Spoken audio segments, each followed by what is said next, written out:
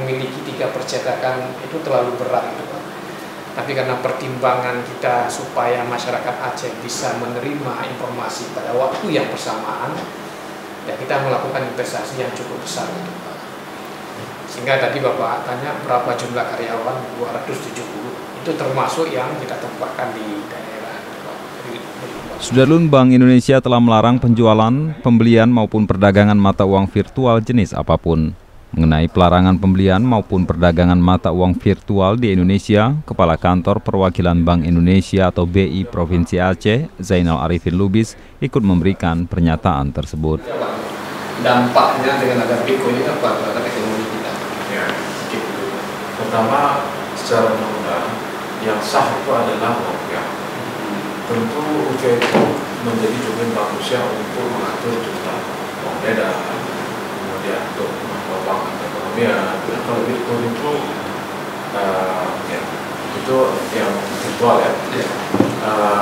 Yang jelas secara ketentuan manusia sudah melarang, pemerintah pun sudah mengeluarkan edaran melarang. Nah, singkatnya gini Pak, untuk mudah ya, simpelnya.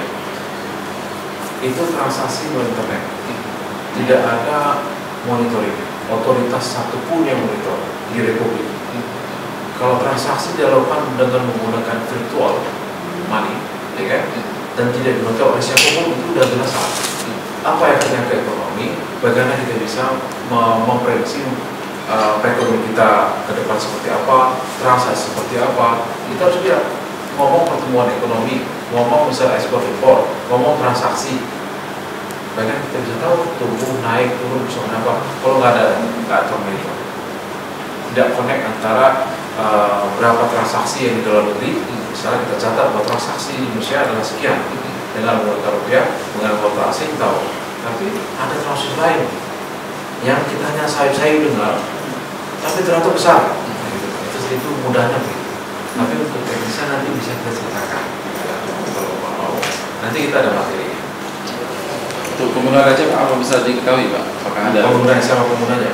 Ya. Itu karena Bapak mirip-mirip ini. Siapa yang menggunakan internet di Aceh? Nah, bulan channel gitu ya. Jadi kan itu basisnya internet Pak ya. Kita nggak tahu, nggak meyakinkan bahwa itu nanti akhirnya bodoh atau enggak, tapi berpotensi enggak. Kenapa? Karena ini kan seluruh dunia Pak.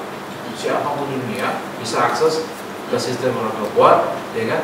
Itu nanti kita nggak yakinkan apakah mereka betul-betul mampu menopang Bitcoin itu, apakah nanti di ujung-ujungnya seperti skema Ponzi, Bapak tahu skema Ponzi ya? Triple M itu Pak ya? Kayak Triple M lah gitu Pak ya? Walaupun nggak sama ya. Nah, kalau kita logika sehat Pak, transaksi apa yang dalam tempo singkat dapat untung besar, itu biasanya nggak sehat. Dan sangat mungkin itu udah pernah, ya kan? Udah ilegal. Dan justru beresiko kalau orang untung dalam sekejap, sehari bahkan hitungan jam, berarti di balik itu bisa dia juga rugi Pak, drastis. Cuma orang kan tidak dikemukakan. Yang merasa basi di angka-angka seperti yang kan. Ini masuk level ini hadiahnya ini. Ada 100 orang di majalah. Tapi ada puluhan ribu orang di bawahnya yang gagal nggak bisa ceritain. Gitu aja. Iya. Jadi namun ada juga negara yang melegalkan mata uang virtual ini.